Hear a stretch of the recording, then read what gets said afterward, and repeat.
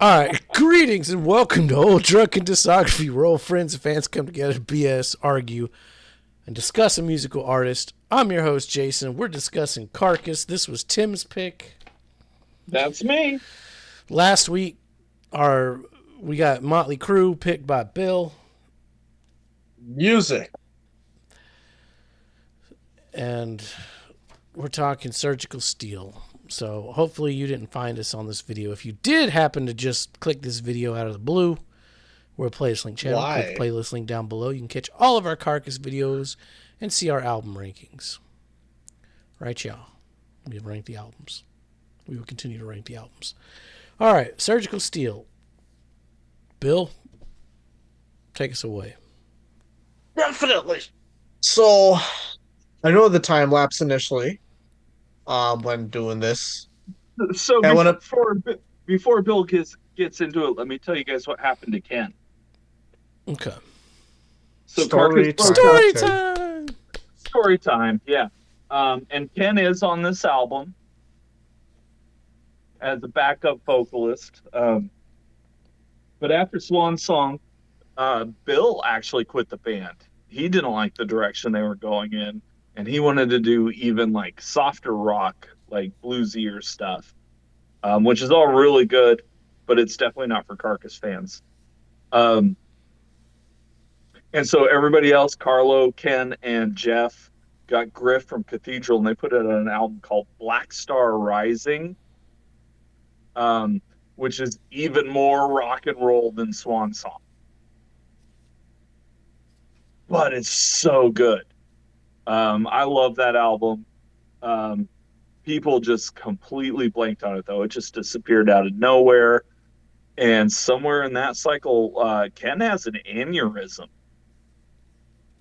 And to this day is still feeling the physical effects of it. He's still with us, but it gets to the point where Ken can no longer play drums for Carcass. Like, it's just not physically possible anymore. So, yeah, no sense in bringing it back. And then at one point, Carcass does come back. It was one of those like Riot Fest deals where they offered him way too much money to do a live show reunion that they couldn't say no. They got Michael Amma back, and they used the Arch Enemy drummer at the time.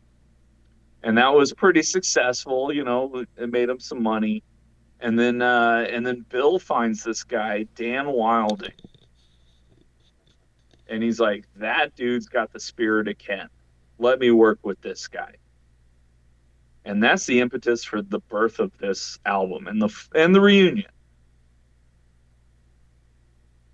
Is Bill finally found somebody he thought could keep up with what Ken brought to the band.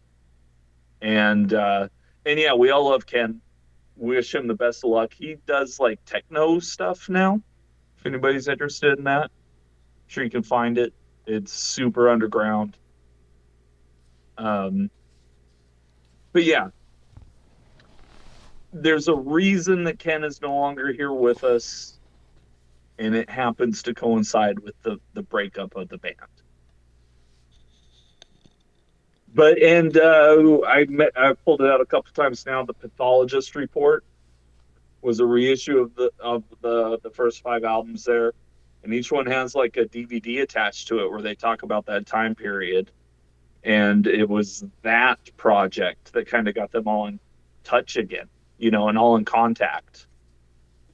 And yeah, as the Carcass fan who got into the band right after they broke up, I'm super stoked for this when I heard about it. But I'll let you, Bill, go on with your notes. I just want to let you know what happened to Ken. And hey, Bill, NoFX still has 2 albums they still have to release. So, you can get that same excitement. Right? It's never too late. They can reunite for Riot Fest one more time. Oh, they will play live again. They will. No, they will. They will absolutely play live again. I don't think so. You tell me NoFX are different than Kiss and Motley Crue? I think so. I think Fat Mike's done with live shit. We'll see. I mean, unless it's a medical thing that we don't know about. But unless it's a medical thing, I think he'll be back. Give it 3, 4 years. We'll Well, we're see. at year 1, so I got some time to wait still. Yeah, But they do have yeah, new we're albums not coming quite out. there yet. It's still fresh, but give it 5 years, he'll come back. So, speaking of Carcass, so we got 1985, which was actually a really cool instrumental. If I remember right, I don't think there was any lyrics in that at all. Nope. Um, Yeah, you're right. Nope. and that was, I mean, And that they lifted started. it from a demo that they had done back in '85. Thus showing again how That's fucking great they before. are even on Reek. Like they're there. It's just not the production. Let's see, because I was gonna say like that. I was real close to saying that was like the best opening track of this discography. Um, It sets the tone. and then it's Thrasher's Abtor, right? Yeah, Yeah. Thrasher's comes on, and it's like, all right, like this is, you know, the 17-year break did him well. Step back in what I would say is they took a step in a Carcass direction from the last album. That's for sure. Um, However, little asterisk, I think this album might be the one that I understand the lyrics best on, and the vocals I actually understand the best out of all the albums. And there's some fucking fantastic Carcass lyrics scattered throughout. Yeah. Yes. Um, I'm gonna have the I hot know, take on this one. I know, Cadaver Pouch. I thought that was again a solid follow up. Uh let's see, Granulating Darts, Satanic Mills. That was a top song contender, that's for sure. Loved that whole way through. Um, so yeah, this had a lot of good ones. Intensive Battery Brooding. I thought that was the closing track, No, it's but Mountain it's Execution. but Yeah. but is well worth a listen nonetheless as a bonus track. I thought that was a top song contender for sure. Intensive Battery Brooding is actually the bonus track.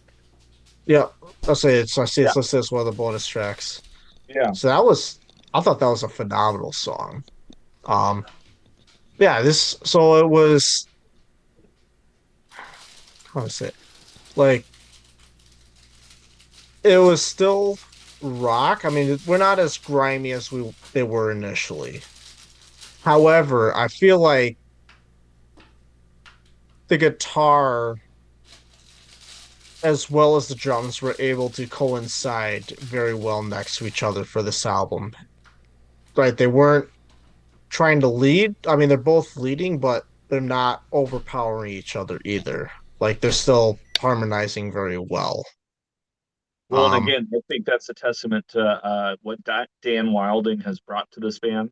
Dan Wilding like gave life to this band again by being able to do what Ken could do. Does he do it yeah, as well as Ken? not quite, Not but quite, but you know what? there's still something there. Yep, good enough. Um, and you know, And that's just a testament to Ken Owen and his just innate natural ability to like do this on such a high level. Um, yeah, because I think Dan Wilding pulls it off here. so I mean, you know, the phrase "good enough" I feel like does like almost nicely summarize this album. Good Like, enough. You tried. Yeah, no, not that, but like whenever a band takes a break for 17 years, it's like, all right, either it's going to be like complete dog shit when it comes back, or Or it's going to be like the best shit ever. well, or and you know, this was the period where a lot of bands were doing their comeback albums. Yeah. Or you get good enough, Jason, where it's like, oh, they or actually you got back get to Carcass. no, you get the album where Well, it's been so long, and we have all this. Like they've had time to sit on their discography and be like, well, some fans like this and some fans like that, and this album feels like a we're gonna throw everything we've done in the past on this Mm-hmm. record Mm-hmm. and and Yep. and and go from there and like just kind of cover all the Yep. bases. Yep. There's a lot of good shit on this record. I like 1985. Non-compliance is a top song contender. The first minute alone. After that, I could take it or leave it. I like the counting part in a graduating dark satanic mills, and I like the last line: "A working class hero is something to bleed." Cadaver, we're back on the bloody body parts again. I see it's fast, it's hard, it's Carcass. Thrashers, if it explodes, like in 1985, I kept thinking it was gonna explode. I didn't know it was an instrumental. I wasn't paying attention to Oh yeah, yeah. the song length, and I'm like, okay, all right, this is fucking good. They're about to do some shit, and then the song ended, and I'm like, what the fuck? But it works as an opening to Thrasher because Thrasher Yeah. fucking explodes. Oh Lyrically, if you yeah. ever What the wondered, fuck's up, daddies? but lyrically, if you've ever wondered how many words end in Asian, Carcass has you covered on this song. But yeah, I don't Which know. goes back to, I mean, go back 100 years ago. We covered the Metallica discography. If you go back to the first track on "Injustice for All," Blacken's got a lot of Asian words in it too. It does, but you know, But it works. They do it I, well. I don't know. This album, like to me, the back half of it just kind of bled together. It wasn't anything they haven't done better previously on across the discography. Yeah, Huh.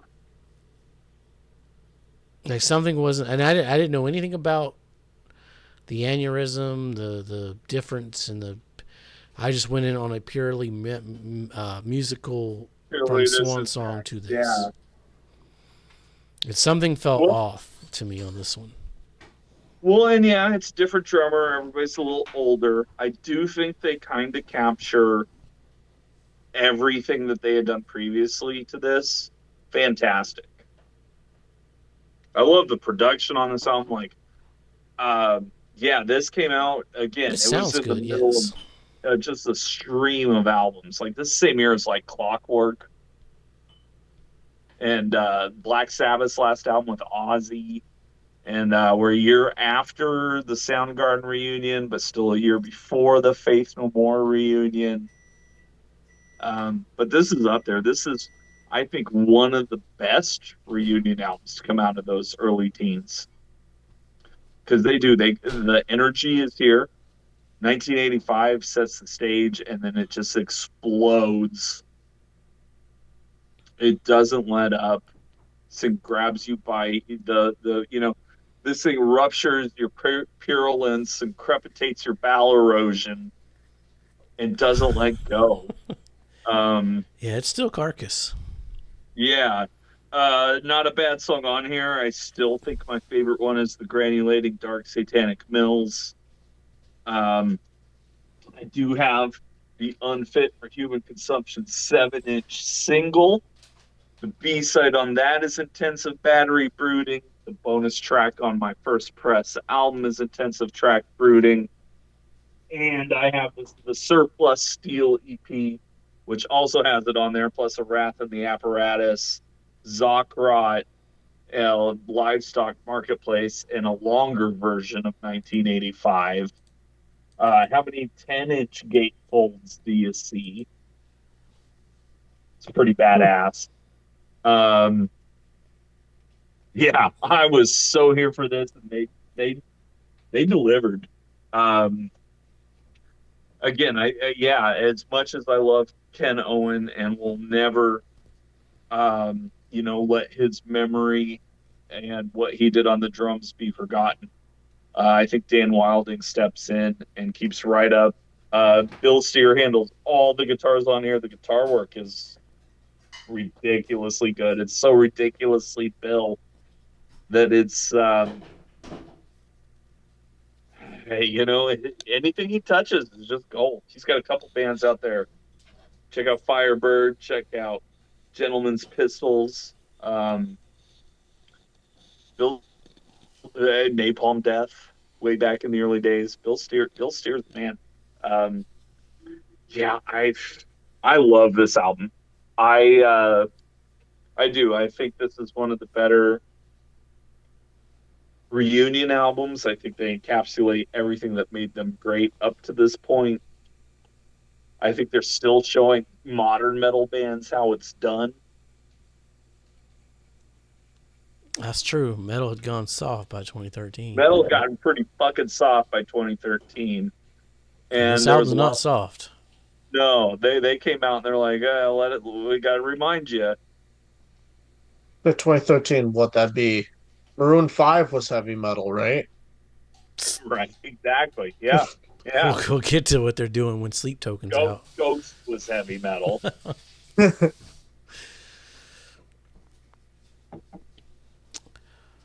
right. That's like Ghost was heavy metal. Maroon 5 was heavy metal light. That's right. Right. They're the Poison, where Ghost is the, Black Sabbath. Yeah, or Celtic Frost, or, something really cool, that nobody's heard of. Yeah. Same time. Super underground same band. Same time, Blink-182 was the Germs. I also get a really strong Black Album feeling from Mount of Execution, the album closer proper. That song is just epic heavy metal. Like they just perfect everything on this album. And how Carcass is that album cover. We'll get to art. I know. I can't wait for artwork. If this is your first time on the show, stick around. We discuss the artwork and we rank it, and by then we're really drunk. So it's fun. We're working on it now. We only got one more album to go. Yeah, we're getting there. Oh, we still got top songs in there too. Oh, yeah, well, like I say, we're getting there. Top songs is just like a time to refresh our drinks. Did you guys listen to the Surplus Steel EP at all? I did not. So I just heard Intensive Battery. Yeah, I mean, Wrath in the Apparatus is fucking awesome. Zokrot is awesome. Livestock Marketplace is awesome. Is 1985 still an instrumental, or is it? It is. It's just longer. It's just longer. Yeah. Which sounds great because I could have taken more of 1985. Honestly. Oh yeah, that was. So 1985 could have gone on for like 4 minutes. Yeah. And actually, it's not on my vinyl version because, again, it's only 10 inches. But if you get, like, the digital version, it starts with 85 and then closes with the 85 reprise. So it just kind of wraps this whole EP up in it. Right, yeah. It kind of felt like a whole piece of music. Yeah. Oh, and I threatened to show this earlier. This is the EP. So, again, you guys remember the best band out of Liverpool had their Rotten Apple LP sleeve. Yeah, that's awesome. The font and everything. Yeah. They even put the yeah, that's fucking great.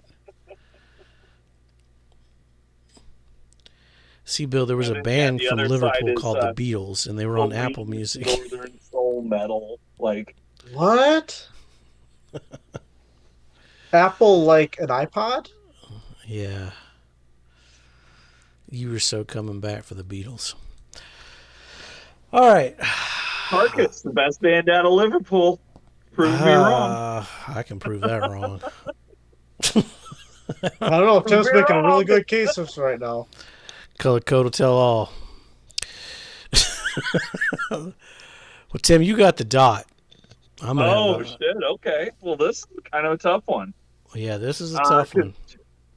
Yeah, because I don't think Jason liked it as much as I thought he would. So I might have Jason having it at number 3. I'm going 4. 4? Wow. Okay. I'm going 4. Well, then does that mean Bill's got a 4 as well? That's a great question. Bill thinks Bill has it higher. So Bill's gonna have a number 3 then, because I don't see having this over Heartwork. Bill has this 3 below Heartworm. Yes. Yeah.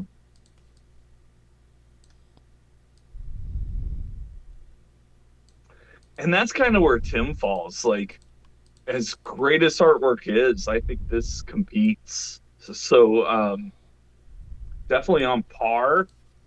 I think for now I'll put it at number 2. I could see this one being number 1 though. Hashtag reunion album bias. See, I didn't see that one coming. Yeah, no, I neither did I, and I fucking fell in love with this album. It's brutal. It's in your face. I just don't feel like they're doing anything like new or interesting compared to what they've done previously. Yeah, and I could see that. They got back to sounding like Carcass, though. But it's not like they never stopped sounding like Carcass. Carcass. I'm just happy to have Carcass in the world. I mean, I'd say like Swan Song, like yeah, it's still Carcass with Swan Song, but like it's not. Yeah, but you didn't hear the lyrics. You didn't read the lyrics on Swan Song. No, I was actually able to understand the vocals. But yeah, well, I mean, to me, I'm a lyrics guy. Go back and read them. The lyrics on Swan Song, yeah, you missed some shit. I'm telling you. And I mean, that's true about every single one of these albums. Maybe. I mean, you could. So you need a translator, but you know what? You have that in your pocket now. I mean, you get what he's going for. Get the Merriam-Webster out in one hand and the. Yeah. No, it's not the definitions of the words. I understand the words. It's just like there's a lot of repeats on them early albums where it's okay. I need the Merriam-Webster in one hand and WebMD, hooked up in the other. Well, I watched a lot of Grey's Anatomy. Recommend. You're going to learn some things, and then these songs just get better and funnier. Yeah, there's humor. There's humor there. Well, stick around. We're going to talk Carcass in the 2020s. Gotta have a COVID album. Hashtag COVID album. Let's go. It's a story. It was actually done before COVID, and they announced it a month before COVID happened, so it got delayed by a year and a half. Well, but it was done. It was done in 2019. Stick around for that. And also our color code. That's where we make... And I'm going to point out, like, all those fucking bands that did their reunion albums, none of them did a second one. That's true. We might get half a Soundgarden one. But even that's not really a reunion album. Or post-reunion album. Yeah, that's a posthumous Here's What's Left in the Vaults. Yeah, that's a we scraping the bottom of the barrel money album. But we still gonna fucking listen to it. Oh, fuck yeah. It's probably still gonna be pretty fucking good, too. Still probably gonna be good. Still gonna buy it. Yeah, I don't know if I'll buy it, but we'll see.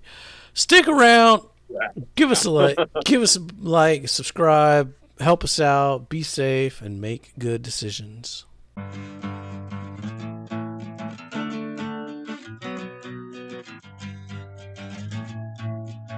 And then you go a little woo, and then a little whoop, whoop, whoop, whoop, whoop, and then it's all, and then you're ready to go again. Y'all come back now, you hear?